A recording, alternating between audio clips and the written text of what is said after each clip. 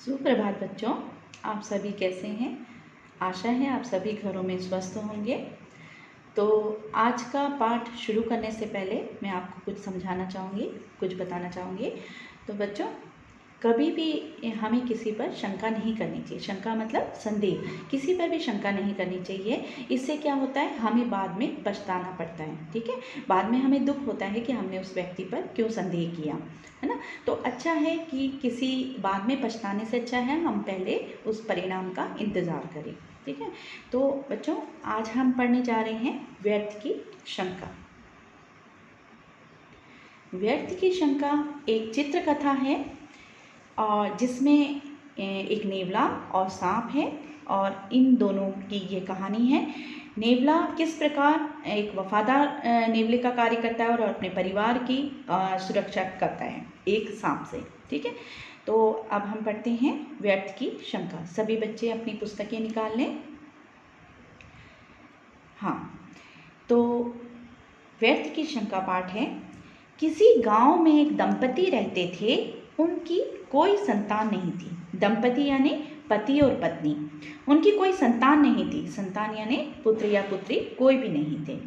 उन दोनों ने छोटे से नेवले को पाल लिया।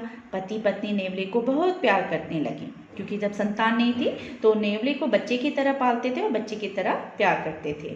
तो मेरा राजा बेटा है। कुछ दिन बाद उनके घर में पुत्री का जन्म हुआ। संतान पाकर पति पत्नी बहुत खुश हुए।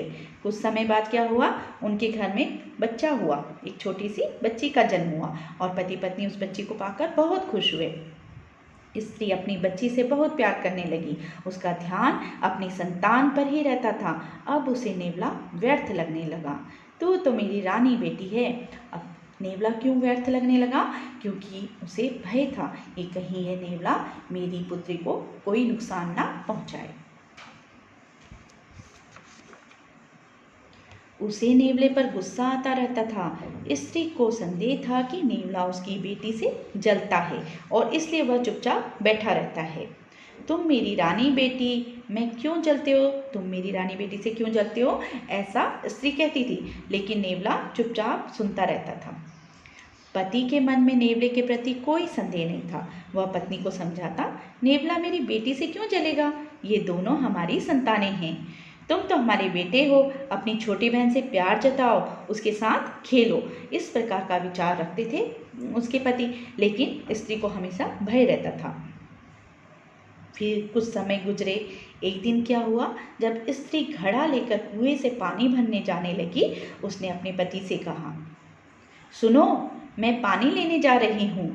जाते जाते उसने पति को सावधान किया, क्योंकि जो संदेह स्त्री के मन में था, क्या संदेह था, कि कहीं नेवला उसके बच्चे को नुकसान ना पहुंचाए। इस संदेह को लेकर उसने अपने पति से कहा कि तुम बिटिया का ध्यान रखना, नेवले का क्या भरोसा। ठीक है, तो थोड़ी देर बाद अचानक पति को याद आया, मैं तो भूल ही गया था कि आज शाम को पड़ोसी के घर में मेहमान आने वाले हैं। चलो अभी बता दूं, नहीं तो उसे उलझन होगी। ऐसा सोचकर वह अपने मन में सोचकर पति नेवले पर संदेह नहीं था। उसे एक काम याद आया। घर से निकलते हुए उसने नेवले से कहा, ठीक है, वो उस काम करने के लिए पड़ोसियों के यहाँ जाने लगा। तो उसने नेवले से कहा, तुम अपनी बहन का ध्यान रखना, थोड़ी देर में वापस आ जाऊंगा। ऐसा कहा। उसकी बात सुनकर नेवला सतर्क हो गया। वह बच्ची के पालने के पास जा बैठा। सतर्क हो गया यानी कि नेवले को अब ये एहसास हुआ कि इस परिवार की जिम्मेदारी अब मेरे ऊपर है, क्योंकि स्त्री पानी लेने गई है और जो पति है पड़ोस में बताने जा रहा था, संदेश देने जा रहा था। तो उस नेवले ने सतर्कतापूर्वक उस बच्ची का ध्यान रखने के लिए वो पालने के पास जा कर के बैठ गया। और तभी अचानक क्या हुआ कि नेवले ने देखा बच्ची पालने में सो रही थी और दरवाजे से एक सांप पालने की ओर बढ़ता चला गया। जैसे ही नेवले ने उस सांप को देखा तो वो पालने में से बच्चे को बचाने के लिए उसने क्या करा कि उस नेवले ने सांप को पकड़ लिया और वो जोर से उस पर झपटा और सांप को पकड़ लिया। और दोनों के बीच काफ़ी देर तक युद्ध होता रहा, बहुत देर तक युद्ध होता रहा। और अंत में क्या हुआ कि नेवले ने उस अपने दांतों से सांप के टुकड़े टुकड़े कर दिए। और सांप के टुकड़े टुकड़े करते ही क्या हुआ, नेवले के मुंह में बहुत सारा खून लग गया।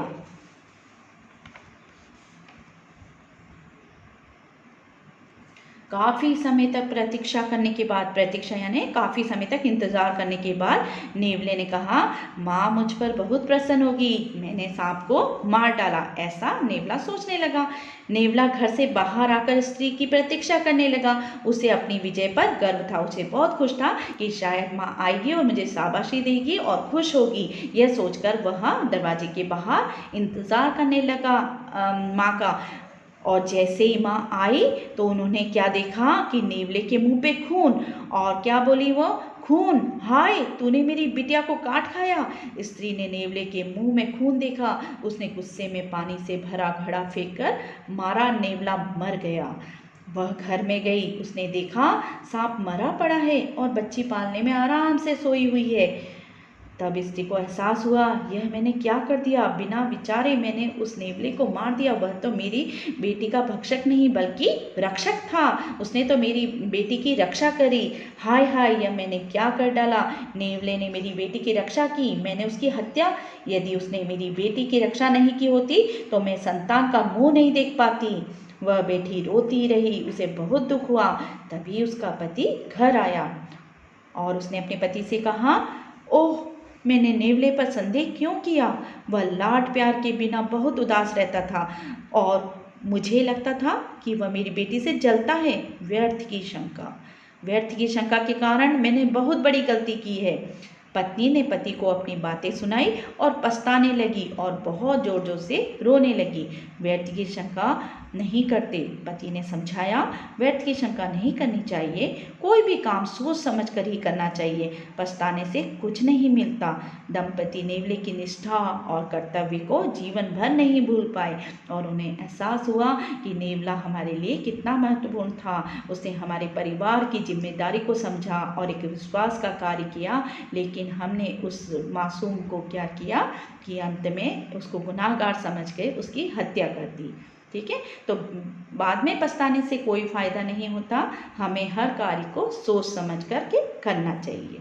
ठीक है, तो व्यर्थ की शंका नहीं करनी चाहिए और कार्य को क्या करना चाहिए, अच्छी तरह सोच समझकर पूर्ण करना चाहिए।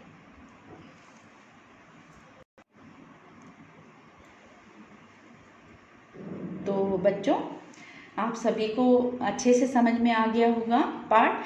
तो इस पाठ को और अच्छे से समझाने के लिए मैं आपको एक छोटी सी वीडियो दिखाती हूँ। तो सभी बच्चे ध्यान से उस वीडियो को देखेंगे। एक गांव था।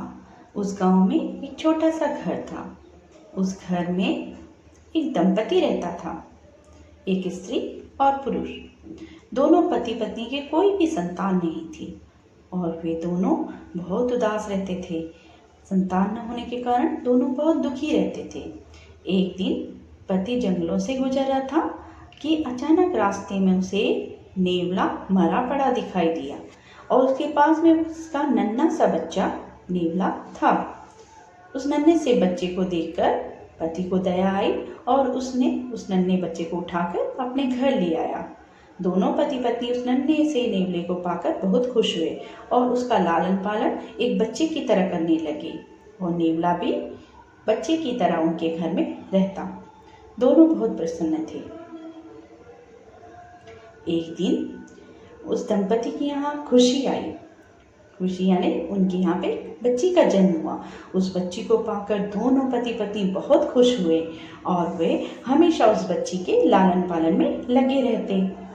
लेकिन स्त्री को हमेशा एक भय बना रहता। वह सोचती थी कि कहीं ये नेवला मेरी बच्ची को कोई नुकसान ना पहुंचाए और वह डरती। वह कहती, तू तो मेरी रानी बेटी है। और इस बात के लिए वह अपने पति को कहती कि मुझे नेवले से भय रहता है। पति समझाते, नहीं नहीं, डरने की कोई बात नहीं है। नेवला तो हमारे बच्चे की तरह है। तुम उससे क्यों डरती हो? तुम बेकार में उससे डरती हो। वो तो हमारा राजा बेटा है। बेकार में नहीं डरते। वह हमारे साथ हमारे बच्चे की तरह रहता है। पत्नी कहती, देखो, मैं पानी भरने जा रही हूँ और तुम बच्ची का पूरा ध्यान रखना जब तक मैं ना आऊँ। और यह कहकर वह घड़ा उठाकर घर से बाहर निकल गई और वो पानी लेने के लिए चली गई। जब पत्नी पानी लेने के लिए गई तो अचानक पति को याद आया, ओहो, मुझे भी तो जाना था पड़ोसी के यहाँ, उन्हें कुछ संदेश देना था। तो जब उसने देखा कि नेवला उसकी बच्ची के पालने के पास बैठा है और वो बड़े प्यार से बच्ची की देखभाल कर रहा है, तो उसने कहा चलो, नेवला बच्चे की देखभाल कर रहा है तो मैं पड़ोस में जाके आता हूँ। और नेवला बच्चे के पास बैठ गया। उसे लगा इस परिवार की जिम्मेदारी अब मेरे कंधे पर है। और यह सोचकर पति घर से निकल गया और वह जाने लगा। और उसने सोचा कि डरने की कोई बात नहीं है, वह भी तो हमारे बच्चे जैसा है। यह कहकर वो चला गया। तभी अचानक एक काला सा सांप घर के अंदर आया।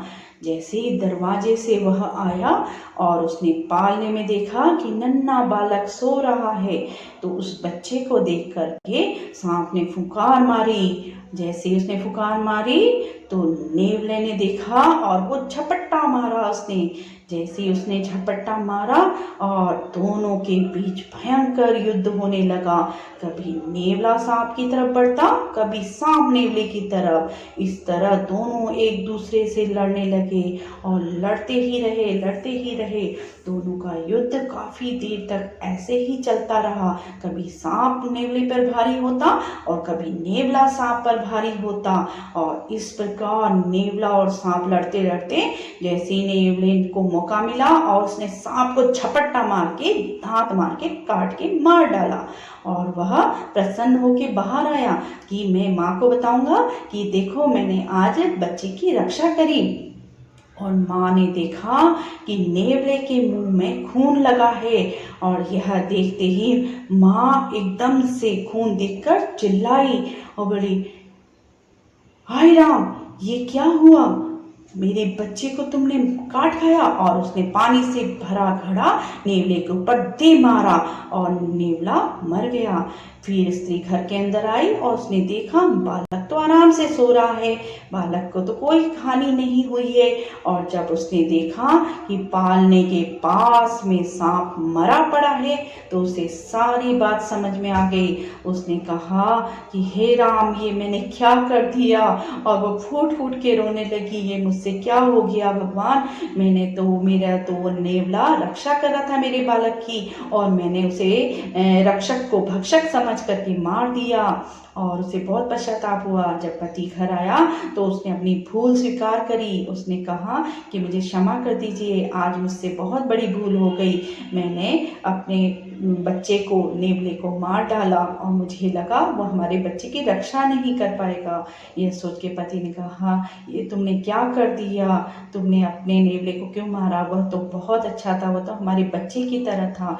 इस प्रकार उन दोनों पति पत्नी को बहुत दुख हुआ। इसलिए हाँ, तो सभी बच्चों को वीडियो बहुत पसंद आई होगी। आप सभी ने वीडियो देखकर काफ़ी एंजॉय किया होगा। तो बच्चों, अब हम कॉन्सेप्ट मैप लिखेंगे। सभी बच्चे अपनी नोटबुक निकालें।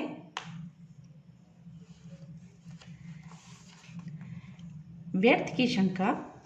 पहला पॉइंट है, दंपति के संतान न होने पर नेवले का पालन पोषण करना।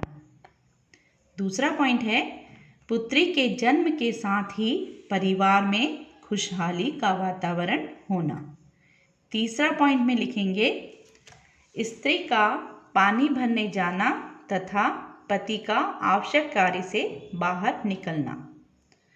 चौथा पॉइंट लिखेंगे, सांप का आना और नेवले द्वारा उसका वध करना। पांचवें में लिखेंगे आप, मुंह में खून लगा देखकर नेवले का वध करना। और अंतिम लिखेंगे यानी कि छठा पॉइंट, बालक को स्वस्थ देखकर अपने किए पर पश्चाताप करना। कॉन्सेप्ट मैप लिखने के बाद बच्चों पाठसार करेंगे। सभी बच्चे पाठसार अपनी नोटबुक में ही करेंगे। प्रस्तुत चित्रकथा के माध्यम से एक दंपति और नेवले की कहानी का वर्णन किया गया है।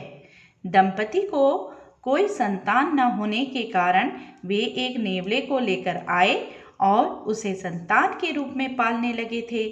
कुछ दिनों बाद उन्हें एक संतान होती है। माँ अपनी बच्ची के स्नेह में नेवले पर शंका व्यक्त करती है और परिणामतः उसे मार देती है। अंत में सच्चाई का पता लगने पर वह अपने किए पर बहुत पछताती है। पाठसार हो गया। इसके बाद हम होमवर्क करेंगे।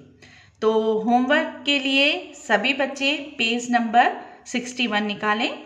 61 में सबसे पहले आप लोग लिखेंगे शब्दार्थ, जो आपकी बुक में दिए हैं, और शब्दार्थ के नीचे ही आपके दिए हैं कि यह कथन किसके हैं।